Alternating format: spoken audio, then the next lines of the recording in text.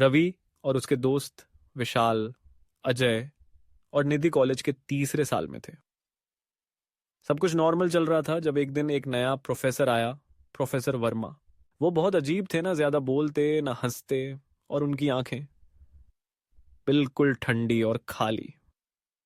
पहली ही क्लास में उन्होंने अटेंडेंस लगाई और कहा, बच्चों ध्यान देना, मेरी क्लास मिस मत करना वरना तुम्हें सपनों में पढ़ाने आऊंगा। सब हंस पड़े, लेकिन रवि को प्रोफेसर की आवाज में कुछ अजीब सा एहसास हुआ। अगले कुछ दिनों तक उनकी क्लास नॉर्मल रही, लेकिन फिर डरावनी घटनाएं होने लगीं। एक दिन विशाल ने उनकी क्लास बंक कर दी। रात को जब वो हॉस्टल में सो रहा था तभी उसे किसी ने जगाया। विशाल प्रभु उठी। विशाल ने आंखें खोली। प्रोफेसर वर्मा उसके सामने खड़े थे। मैंने कहा था ना, क्लास मिस मत करना। अब मैं तुम्हें सिखाने आया हूं, खोलो आया हूं। विशाल चीखने लगा, लेकिन तभी सब गायब हो गया। वो घबरा कर उठा, उसका पूरा शरीर पसीने से भीगा था। विशाल ने अगले दिन रवि, अजय और निधि को बताया, यार ये प्रोफेसर सपनों में सच में पढ़ाने आ रहे हैं, तरन्नुते हैं बता। रवि हंसा, अरे तूने कोई डरावना सपना देख लिया होगा। लेकिन फिर निधि ने कहा, मेरे साथ भी ऐसा हुआ। अब सब डर गए।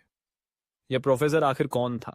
रवि और उसके दोस्तों ने कॉलेज की पुरानी फाइलें देखनी शुरू की, और जो उन्होंने पाया उसने उनके होश उड़ा दिए। प्रोफेसर वर्मा 20 साल पहले इसी कॉलेज में पढ़ाते थे, लेकिन एक हादसे में उनकी मौत हो गई थी। लेकिन वो तो अभी भी हमें पढ़ा रहे हैं। अब सबके दिलों में सिर्फ एक डर था, अगर किसी ने उनकी क्लास मिस कर दी तो भूतिया एक्स्ट्रा क्लास में जाना पड़ेगा। अब कोई भी उनकी क्लास बंक नहीं करता था। लेकिन एक दिन अजय बीमार था और क्लास में नहीं गया। रात को रवि, विशाल और निधि को अजय की चीखें सुनाई दी। वे दौड़कर उसके हॉस्टल रूम में गए, लेकिन दरवाजा अंदर से लॉक था। किसी तरह दरवाजा तोड़ा। अजय बिस्तर पर कांप रहा था।